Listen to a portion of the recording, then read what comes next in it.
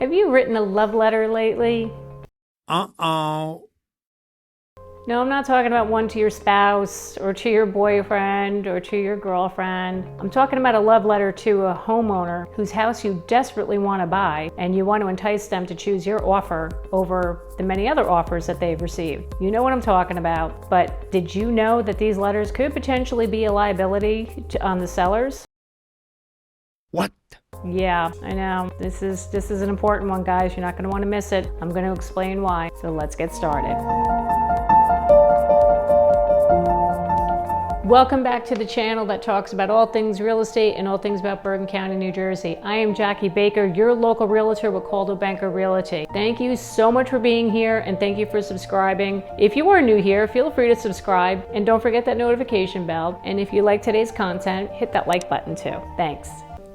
So let's get into these love letters. Okay, so in this crazy seller's market, when the bidding wars, buyers are writing letters to the sellers, tell them a little bit about themselves, and with the hope to entice them to choose that buyer over the many other buyers who submitted offers. You know what I'm talking about. You know these letters, right? Dear homeowner, when my husband and I walked into your home, we instantly fell in love. And when we looked up at the staircase, we could actually picture our children walking down that staircase on Christmas morning. Or how about this one? Dear homeowner, when my husband and I walked into your house, we absolutely fell in love. We're expecting our first child, and we've already picked out the perfect bedroom, which we will put the nursery in. Okay? Sound familiar? Yeah, okay. We've all been there, done that. But these letters could potentially be a liability to the sellers. Yeah, bet you didn't know that. Okay, here's why. The National Association of Realtors has said that these love letters could be a liability because they could violate the Federal Fair Housing Act. Oh yes. Why? Because the characteristics that are revealed in these letters, such as race, religion, familial status, are protected characteristics under the Federal Fair Housing laws. So if a seller chooses a buyer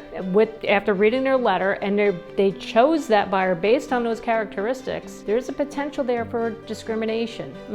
So if another buyer's offer was rejected, say, and they somehow find out that they chose the other buyer because they received a letter from them, and they could accuse them of discrimination by saying, well, you chose these people because, they celebrate Christmas, or they have a young family. And the same goes with if a person did submit a letter and their offer wasn't accepted, they could turn around and accuse that seller for discrimination. Scary stuff I'm bringing up here, people. I know, but this is serious. We need to talk about this. So here's a little bit of advice I can give you. Now, if you are a seller, you might want to consider telling your realtor you're not going to accept any letters. Actually, your realtor may be telling you you're not going to allow any letters come through with any offers.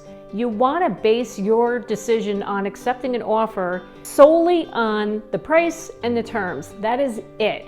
And I understand you all want to know, who's buying your house. Everybody has a lot of pride in their home, and they want to know, hey, is that buyer going to appreciate and love this home as much as we did? I get it, but we need to be very careful here. When you're presented with multiple offers, you're going to go by the terms, the price, and that's it. You don't want to get into learning about the buyer right off the bat, because this could potentially problems down the road. Now for you buyers who are probably so mad at me right now that I'm bringing this up because you're all counting on these letters to get you that house. Look, if you choose to write a letter, that's fine, but here is my recommendation if you're going to do that. Number one, when you're writing your letter, do not include a picture of yourselves. Do not include a picture of you, your family, you and your spouse.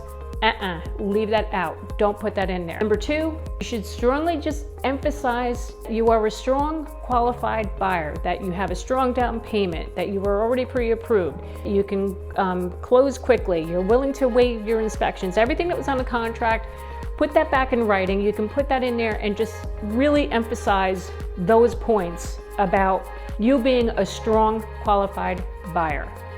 And also, don't get offended if that listing agent says, I'm not presenting any letters. You can ask your agent, the buyer's agent, you can ask them to present, but do not get offended if they turn around and say, we're not accepting any of these letters from buyers. Because listen, at the end of the day, the listing agent has to protect their client, the seller. So do not get offended or upset by that. I mean, this is some serious stuff, and we really have to take these things into consideration.